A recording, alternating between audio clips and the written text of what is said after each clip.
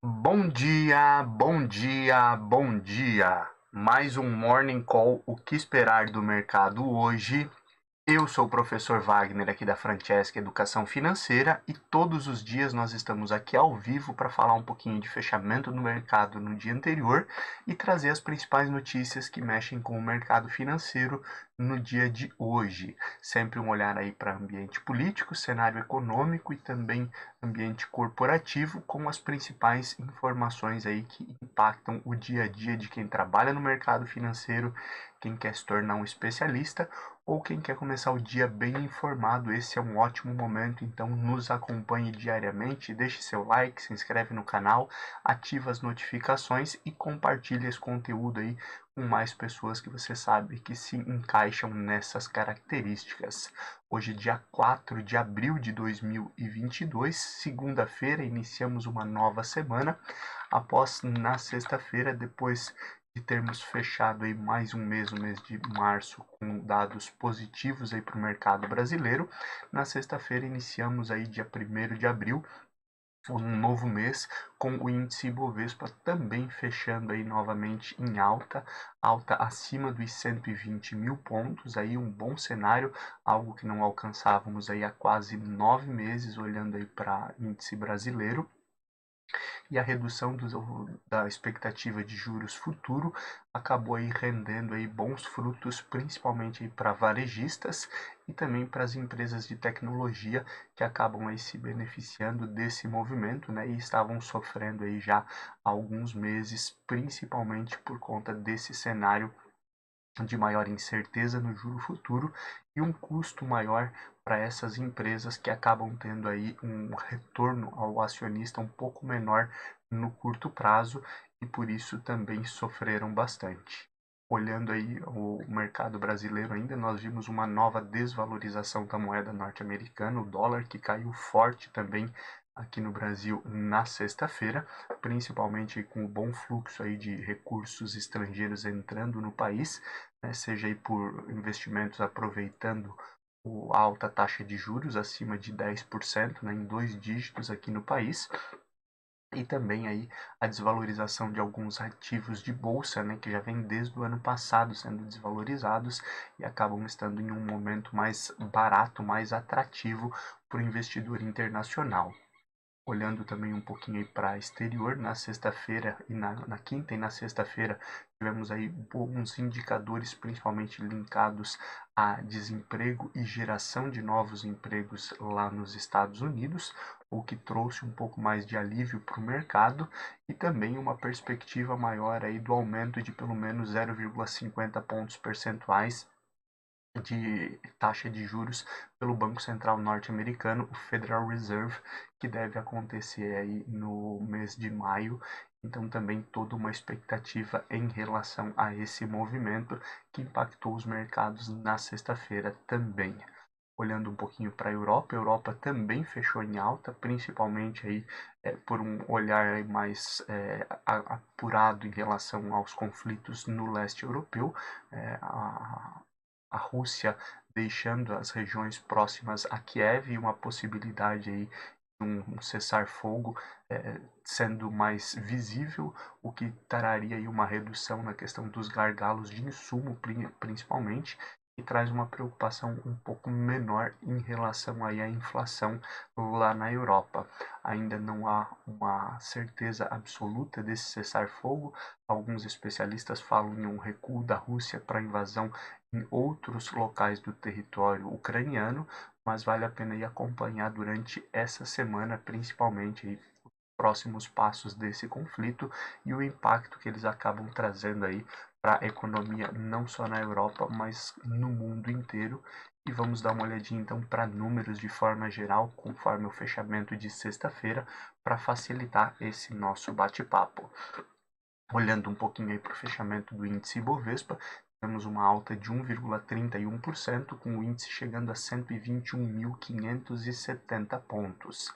O dólar caiu 2,52%, chegando a R$ 4,66.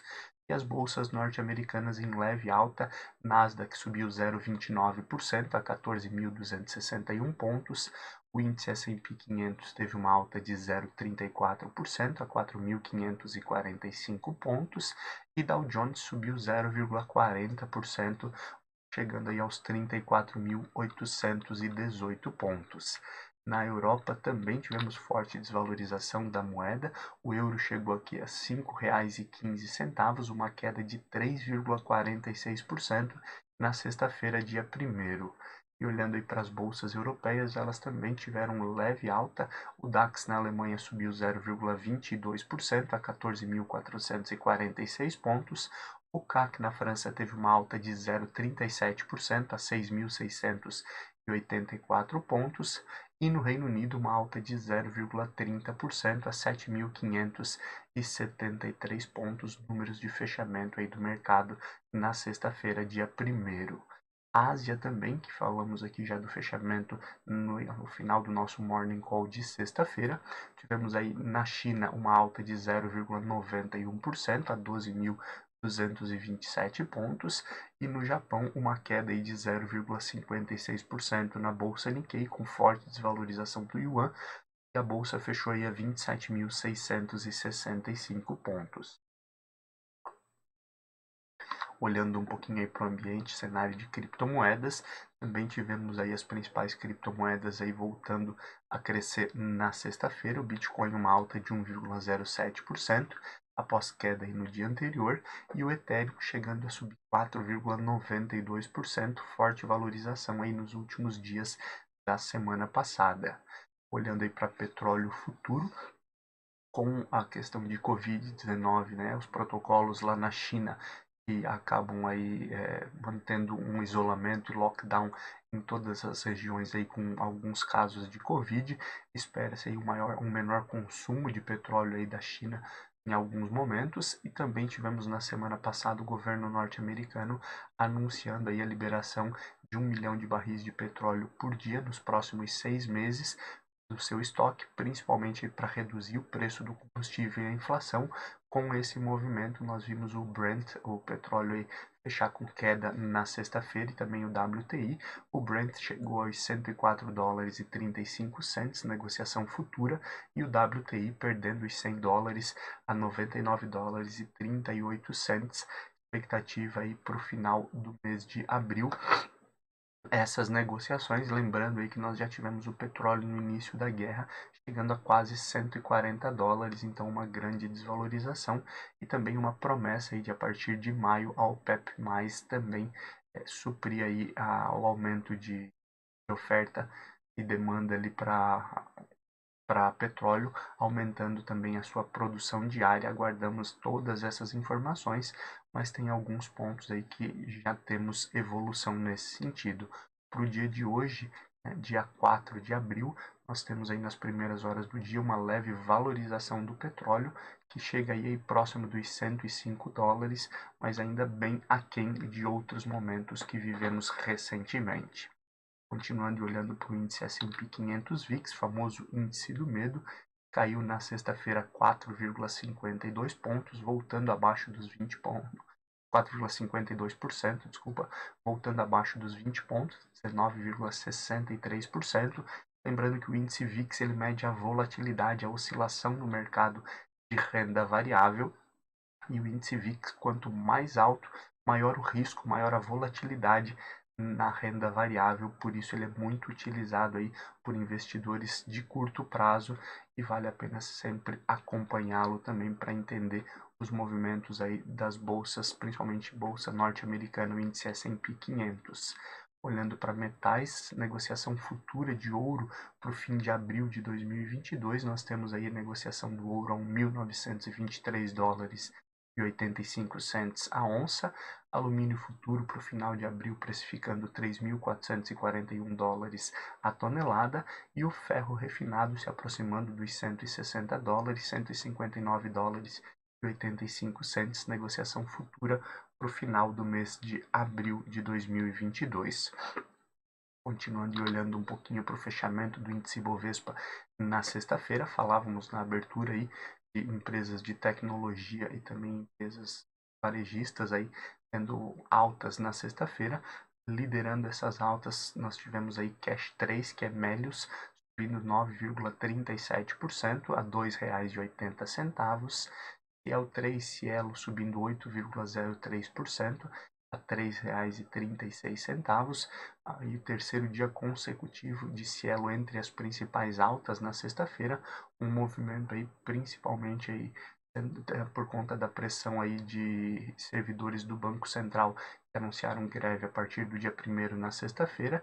Isso pode comprometer aí a questão do Pix, principalmente porque o Pix ele não está entre as atividades principais, né? Lembrando sempre que um setor dos servidores públicos entra em greve, algumas ações de serviços essenciais têm que ser mantidas. O Pix não é um dos serviços essenciais listados aí entre as obrigações do Banco Central e pode ter um impacto maior nesse sentido. Por isso, Cielo aí e as questões de cartões acabam tendo um momento aí de vantagem nesse momento, por isso também as ações crescendo nos últimos dias, vale a pena acompanhar também esses desdobramentos.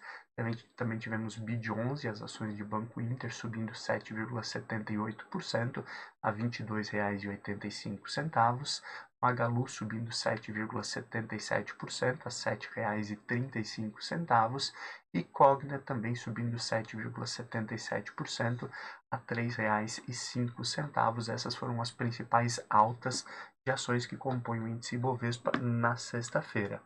Já as principais baixas ficaram por conta de SUSB3, Suzano, caiu 1,70% a R$ 54,21.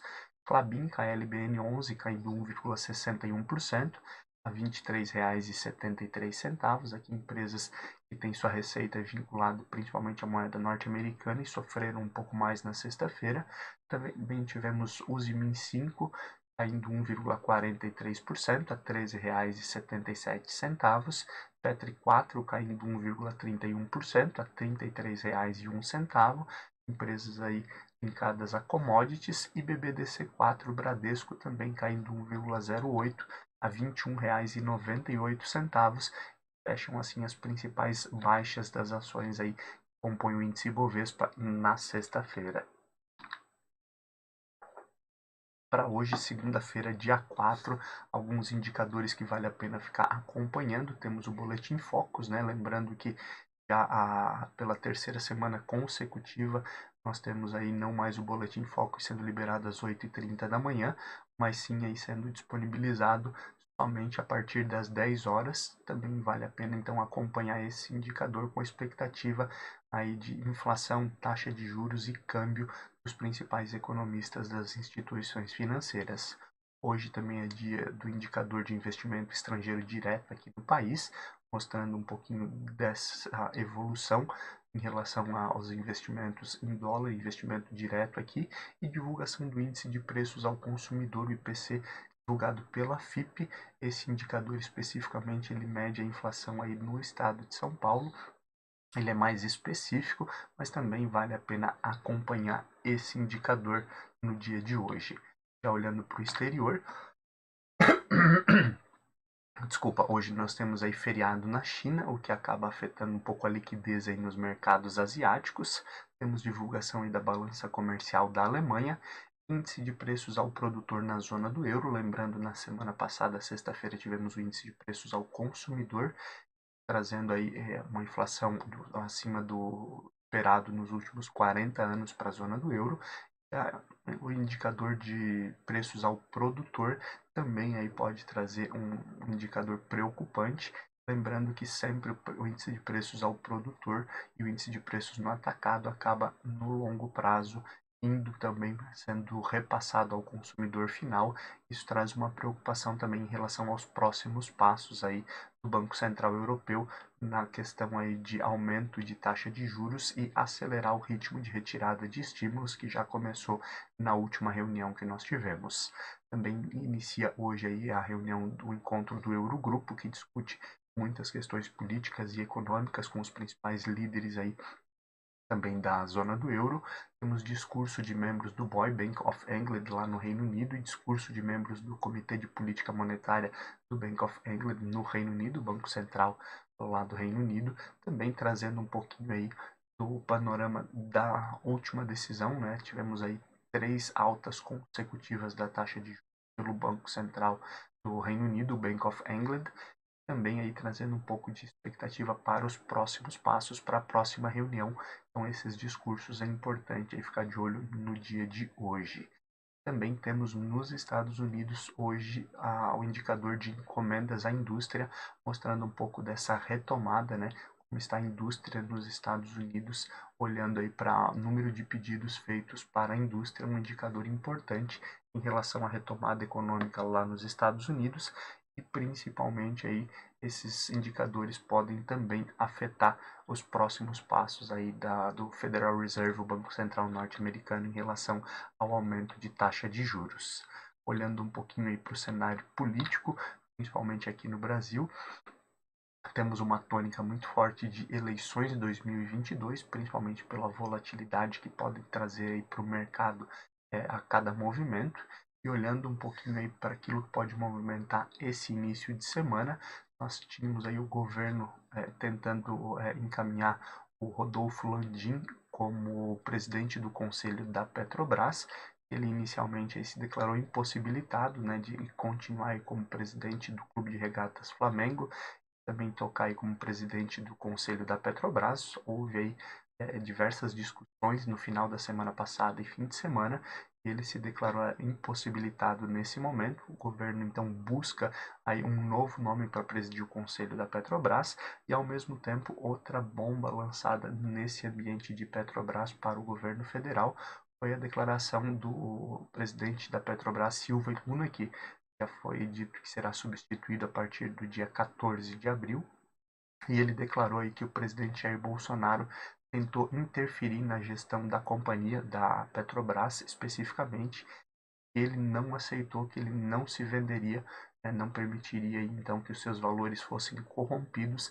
Essa foi a fala aí do presidente da Petrobras, Silva Luna, que pode trazer desdobramentos aí para o atual presidente Jair Bolsonaro e ainda mais pressão aí no ambiente político brasileiro. Vale a pena acompanhar então as cenas dos próximos capítulos, principalmente aí porque o investidor internacional pode também aí deixar aí de investir em algumas companhias por conta especificamente dessa interferência ou tentativa de interferência do governo federal. O ex-juiz e ex-ministro Sérgio Moro, que na semana passada anunciou aí a desfiliação do Podemos para se filiar à União Brasil, e inicialmente iria aí deixa com isso a pré-candidatura à presidência da República em 2022. Ele se encontrou no final de semana com o governador, ou melhor, o ex-governador do Rio Grande do Sul, Eduardo Leite, e, a princípio, o ex-ministro e ex-juiz Sérgio Moro diz não ter desistido de nada, né, em relação à sua candidatura à presidência ou à sua pré-candidatura, e também ele disse que não será candidato a deputado, que é uma das conversas que a União Brasil havia comentado na semana passada, próximos passos aí da candidatura do ex-juiz e ex-ministro Sérgio Moro. Então podemos aí ter novas mudanças durante essa semana nesse processo aí e nesses pré-candidatos, mexendo aí com essa possível terceira via. A Simone Tebet, que é pré-candidata também do MDB, fala em uma possível aliança, inclusive de diversos partidos, para que essa terceira via seja uma candidatura única. Então também vale a pena aí acompanhar todos esses desdobramentos aí durante os próximos dias. Olhando também para o PSDB, que teve as suas prévias, aonde disputou aí Eduardo Leite, principalmente, e João Dória, né, a indicação de pré-candidatos à presidência em 2022. O João Dória, governador de São Paulo, foi quem ganhou as prévias num primeiro momento. Ele, inclusive, ameaçou desistir da candidatura no final da semana passada, depois aí se manteve, abandonando o governo, e agora as próprias prévias do partido podem ser contestadas judicialmente, enquanto Eduardo Leite começa aí uma campanha paralela aí pelo país e também tentando aí essa pré-candidatura. Lembrando que Eduardo Leite, na semana passada, definiu aí a sua manutenção no PSDB, não indo aí ao PSD, que havia proposto para que ele fosse pré-candidato também pelo partido, pelo PSD, partido do Kassab, né, que teve todas as conversas aí durante algumas semanas e falamos disso diversos dias. Então, essa possível judicialização e o Eduardo Leite correndo por fora em relação aí a uma pré-candidatura pelo PSDB podem aí mexer bastante com essa corrida ao Planalto, então vale a pena acompanhar as cenas dos próximos capítulos. E olhando ainda nesse ambiente de eleições, o ex-presidente Luiz Inácio Lula da Silva, que é pré-candidato também, né, pelo Partido dos Trabalhadores à presidência, ele disse aí que o partido tem que se aproximar das lideranças evangélicas, principalmente ter uma conexão maior com esse público, e que as denúncias aí de gabinete paralelo contra o ex-ministro da Educação, onde alguns pastores evangélicos aí estavam trabalhando junto, é o que diz a denúncia, com o presidente Jair Bolsonaro para definir quais as prefeituras que deveriam aí receber recursos do MEC.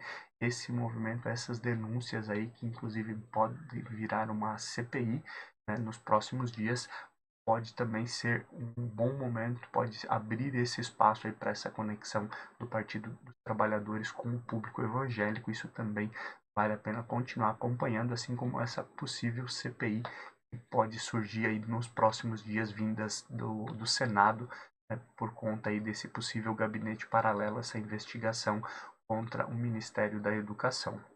Continuando e olhando um pouquinho aí para cenário econômico e aquilo que pode mexer com o mercado no dia de hoje e nos próximos dias, o movimento aí de entrada de recursos estrangeiros no país já é forte desde o mês de janeiro, desde o início do ano, faz com que reduzam aí as apostas de forma geral aí contra o real, olhando aí principalmente aí os contratos de derivativos que antes apostavam muito forte contra o real, mudaram bastante o cenário nos últimos meses, e aí o mercado acreditando ainda em um real mais forte no curto prazo, assim como nós já falamos em alguns momentos aqui no nosso Morning Call, o que esperar do mercado hoje, expectativa aí para médio e longo prazo aí um pouco mais difícil de imaginar os próximos passos da moeda brasileira, mas os investidores e os especialistas acreditando aí nesse movimento de curto prazo com o real mais valorizado em relação ao dólar.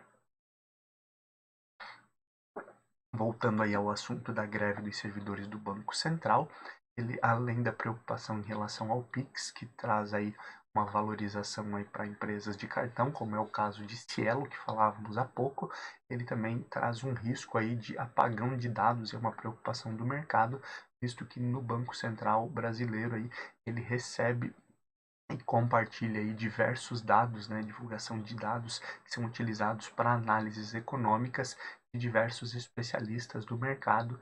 Com a greve aí dos servidores, podemos ter também aí um gargalo dessas informações que chegam ao Banco Central e não sejam divulgadas e atrapalhar toda a análise econômica e de especialistas do mercado. Essa é uma preocupação.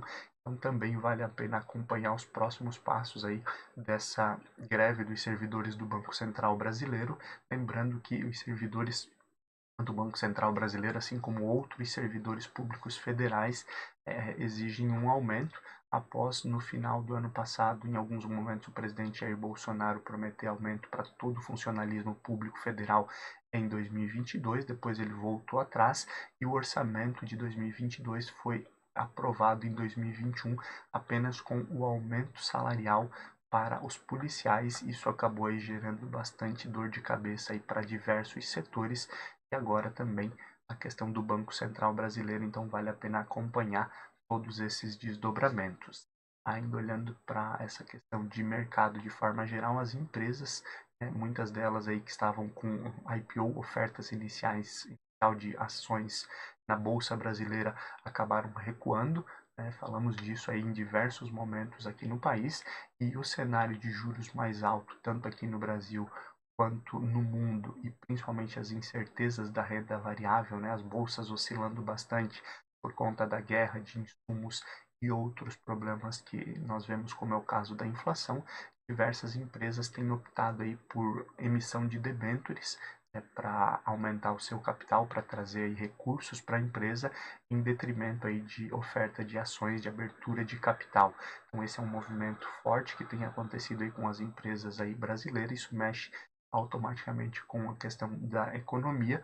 Também essas empresas têm aproveitado e emitido debêntures fora do país, e esse recurso também entrando acaba mexendo aí com essa entrada de recursos e com a valorização do real frente ao dólar.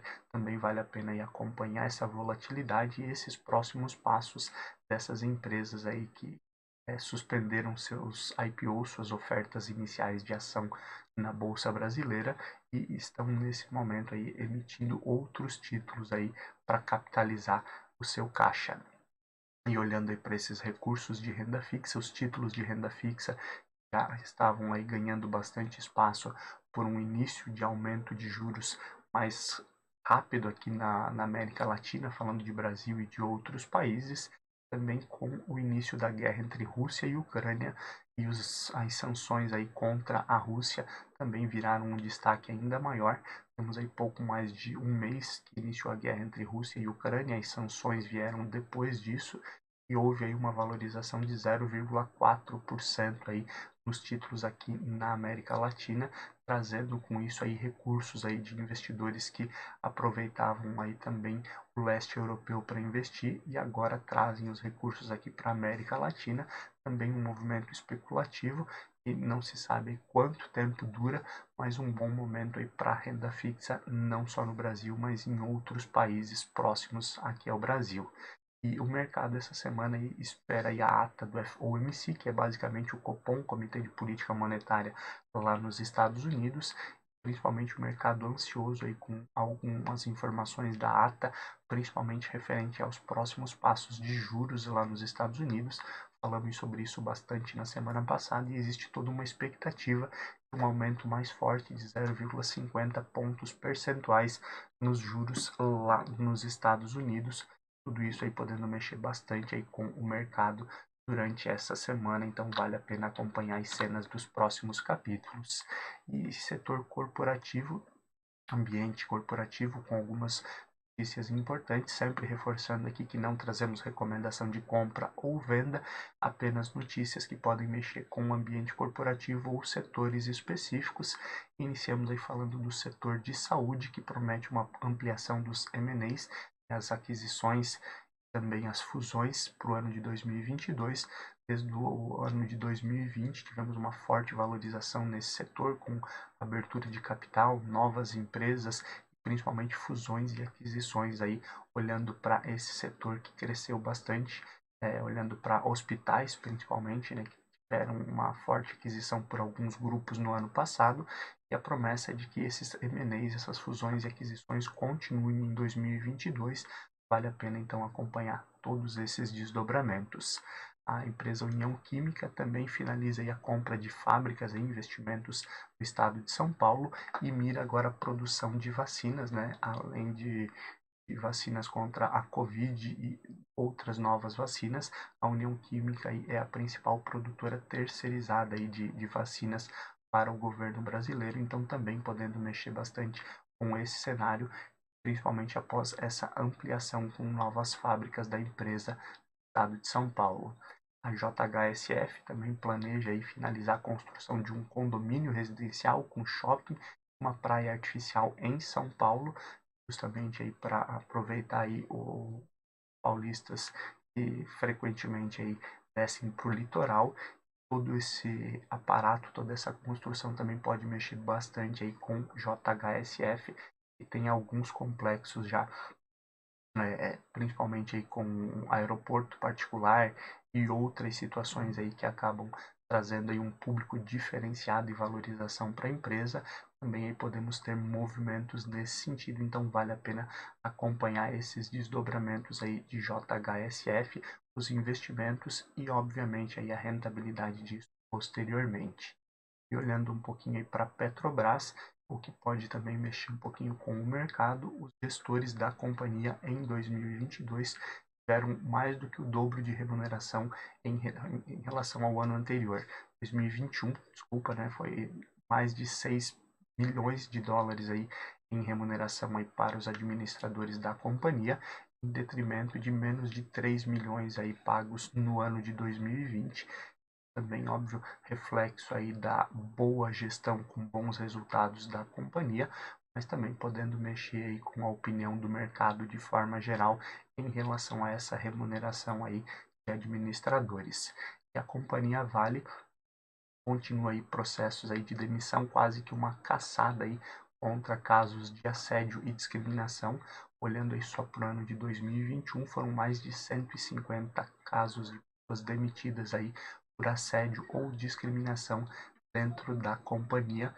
Também um movimento aí que traz mudança para o mercado e pode aí também colocar a companhia Vale aí como uma empresa disruptiva nesse sentido. Vale a pena acompanhar as cenas dos próximos capítulos. E olhando um pouquinho aí para abertura e fechamento de mercado, já são 6h25 da manhã. As bolsas asiáticas já estão, a maioria delas, fechadas. Na Ásia, nós temos a bolsa chinesa fechada, então, né? Números só do dia 1º, principalmente aí por conta do feriado, como falávamos aí durante o nosso bate-papo. Então, só temos aí bolsa Nikkei, lá no Japão, aí que fechou às 3 horas da manhã, com alta de 0,25% a 27.736 pontos, ainda reflexo aí das altas de empresas de tecnologia nas bolsas de Nova York na sexta-feira, que acabaram refletindo então para a bolsa Nikkei lá no Japão no dia de hoje.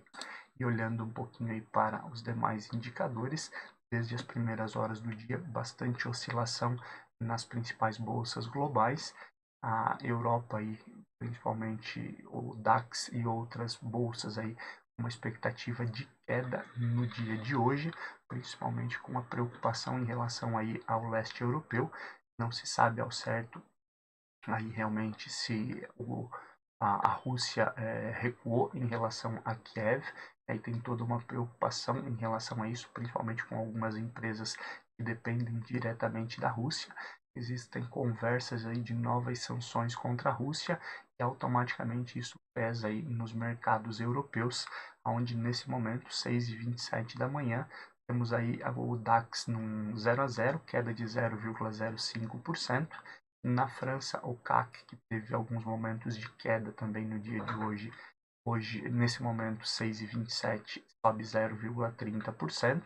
Reino Unido com uma alta de 0,20%, mas bastante oscilação desde as primeiras horas do dia. O pré-market nos Estados Unidos também oscila bastante, operava em queda nas primeiras horas e nesse momento aí o pré-market nós temos Dow Jones no 0 a 0, S&P 500 subindo 0,10 e Nasdaq subindo 0,32, promessa de grande volatilidade no dia de hoje. O mercado é soberano, temos alguns indicadores importantes que podem influenciar também nesse resultado. E por aqui o índice Ibovespa, tendência aí de seguir as bolsas internacionais, principalmente bolsas norte-americanas, uma tendência de oscilar bastante, mas alta aí no preço do petróleo e outras commodities pode trazer aí valorização para algumas empresas específicas aqui do setor. Isso também valorizar a bolsa brasileira, que tende então a fechar com nova alta, quem sabe aí ultrapassando os 122 mil pontos. Vale a pena acompanhar e amanhã a partir das 5h50 nós estamos aqui novamente para falar do que aconteceu no dia de hoje e a expectativa para o restante dessa semana. Obrigado pela sua companhia, deixa seu like aí, se inscreve no canal, compartilha esse conteúdo e acessa também aí um dos nossos grupos para receber esse conteúdo em PDF diariamente. Um abraço e até amanhã. Tchau, tchau.